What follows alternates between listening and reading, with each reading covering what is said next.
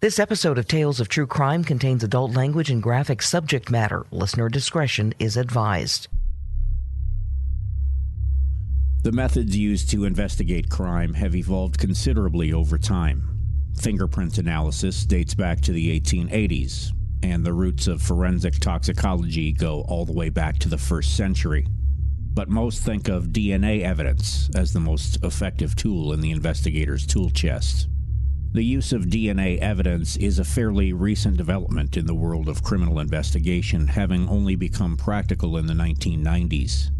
And despite its reputation as ironclad evidence, DNA has its shortcomings, and law enforcement has continually pressed to advance investigative techniques even further. With the recent development of genealogical DNA analysis, they may have done just that. This is the Tales of True Crime podcast. In a criminal investigation, forensic investigators attempt to preserve and collect any DNA evidence that may have been left at the scene by the perpetrator. Law enforcement then compares the DNA profile generated by a forensic investigator to a database known as CODIS, or the Combined Index DNA System. When the DNA profile matches someone already in the system, law enforcement has a suspect to investigate, and they go about the business of building a case. If the suspect identified by DNA can be corroborated by other factors, the suspect lived in the neighborhood, matched an eyewitness description, or was found in possession of other incriminating evidence, for example, the case is made. The CODIS database contains DNA profiles from a lot of people, those who've been previously arrested, served in the military, etc. And although it is a huge database, it's far from comprehensive. There are simply a lot of perpetrators who have never had their DNA sampled. So when investigators develop a DNA profile based on evidence left at a crime scene, they sometimes get 0 matches back from CODIS, and the DNA evidence becomes useless because it doesn't match anybody in the database. That's where genealogical DNA analysis has proven to be a huge leap forward. Law enforcement's most powerful tool owes its existence to the family tree and modern genealogy websites. As of this writing, more than 26 million people have taken an at-home DNA test and uploaded the results to one of the 4 major consumer genetics testing companies. The idea is to connect their DNA profile with others to quickly discover family relationships and build a family tree. It's a process that can be done much more quickly than the old method of tracking down birth, marriage, and death certificates. It's public DNA databases that make genealogical DNA analysis possible, and the process usually consists of 2 primary steps: DNA phenotyping and genealogical matching.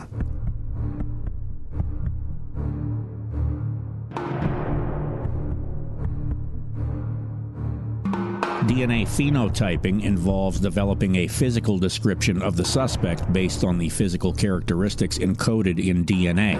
The human genome was mapped in April of 2003, and in the time since, science has been able to develop techniques to read the information within. Based on a DNA profile, we can know things about the suspected donor, like gender, hair color, and eye color, for instance. Based on DNA phenotyping, law enforcement can generate a general physical description of the suspect they're looking for. Once they have a description of a potential suspect, the forensic lab uploads a sample of the suspect's DNA to a public ancestry database in search of a genealogical match. When a match is made, investigators then proceed with the process of building a family tree based on the match until they find a person who could be the perpetrator. The process can be very complex. Imagine this. A person in New York, David Jones, uploads his DNA to an ancestry site to learn more about his family history. Later, a detective uploads DNA from a potential suspect in a California crime and gets a genealogical match to the family tree of David Jones in New York. The California suspect and David Jones in New York share a common ancestor. For the sake of simplicity, let's keep the relationship very recent. The California suspect is related to David Jones through a common ancestor a couple generations ago, his great-grandfather, Henry Jones. The detective must then go through the process of building out the family tree, starting with the common ancestor, to determine which descendant of Henry Jones is responsible for the crime he's investigating. The analysis might be something like Henry Jones had 2 sons, and those 2 sons had 7 children between them, and so on. Investigators build the family tree until they find a family line with someone who could potentially be the suspect. A descendant of Henry Jones, who matches the description developed through phenotyping, lived in California at the right time, was approximately the right age to have committed the crime, and so on. If the relationship to the common ancestor is more distant, say the 1800s, you can imagine how much work is involved. The final step to secure an arrest involves recovering a DNA sample from the suspect identified through phenotyping and genealogical analysis, most commonly achieved through surveillance. Investigators would stake out the suspect, a descendant of Henry Jones, and wait until he or she discards something with their DNA on it, a straw, a cigarette butt, or a coffee cup, for instance.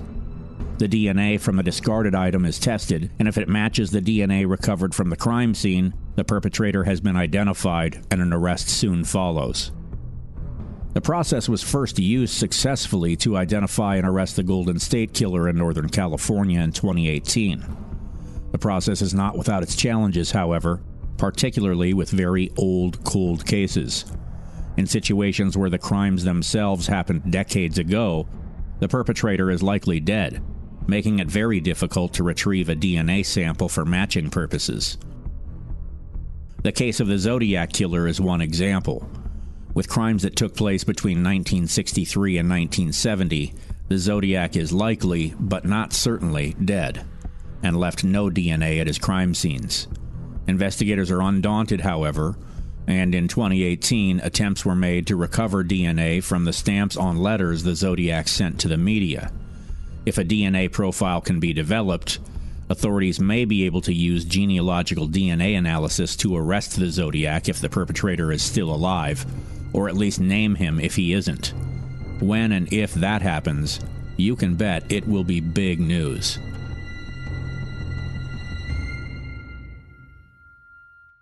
In the year after the arrest of the Golden State Killer, a single lab, Parabon Nanolabs, joined law enforcement and a genetic genealogist in investigating 200 cold cases through genealogical DNA analysis, and the effort resulted in 55 more arrests nationwide.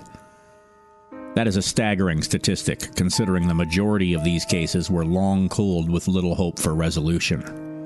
The technology is still in its infancy, and you can bet it will become more effective as investigators hone their technique.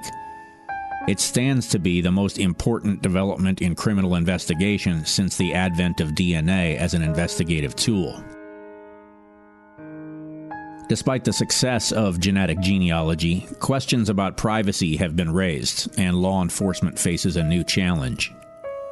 One of the public DNA databases the authorities use for genealogical DNA matching, GEDmatch, recently changed their terms of service, so users must opt in to allow law enforcement to use their DNA in investigations. When I first heard about it, I asked myself, why would anyone object to law enforcement having access to a DNA database for the purposes of solving a crime? The answer is complicated. Some people are predisposed to distrust governmental agencies like law enforcement, and others who've led a life full of questionable behavior have usually had frequent run-ins with the authorities, which have left them with an anti-law bias. Those communities are usually the minority, but in the internet era, minority voices are amplified. Perhaps the most vocal objection to law enforcement use of genealogical investigative methods is rooted in privacy. Take the example I gave you earlier. David Jones in New York uploads his DNA. Law enforcement uses the profile to discover a killer is related to his great-grandfather Henry Jones, and maps out the family tree, identifying every descendant in the family until they find their perpetrator. The privacy concern enters when you consider David Jones, who had nothing to do with the crime, effectively allowed law enforcement permission to analyze the DNA of everyone in his family, potentially going back centuries, without their consent. Genealogists have also objected due to the divisive nature of the conversation, seeing it as a distraction to the history and family-centric nature of genealogy. In my personal opinion, as long as gDNA is used for catching murderers and rapists, particularly those who still walk free, never having faced justice, I don't see any reason to object. It's when this kind of investigation begins to compromise a person's privacy that we see a need for strict oversight. The databases law enforcement presently uses are open source, which means anyone can copy the information in them. Employers and health insurance companies, for example. If those entities were to determine a person as predisposed to certain conditions, schizophrenia for an employer where the employee will be required to carry a weapon, for instance, or cancer for a health insurer, it may affect a person's ability to find a job or get insurance coverage. The possibilities are frightening, and the discussion is only just getting started. Even so, my personal recommendation is, as a person with an interest in true crime, if you have your DNA data already uploaded to a commercial database like Ancestry.com, I would urge you to download your raw data file and upload it to a database like GEDmatch or Family Tree DNA and opt in to allow law enforcement use. Because this is, in my opinion, one of the circumstances where the needs of the many outweigh the needs of the few. We'll be discussing a lot of these cases on Tales of True Crime in the near future, so check back for more.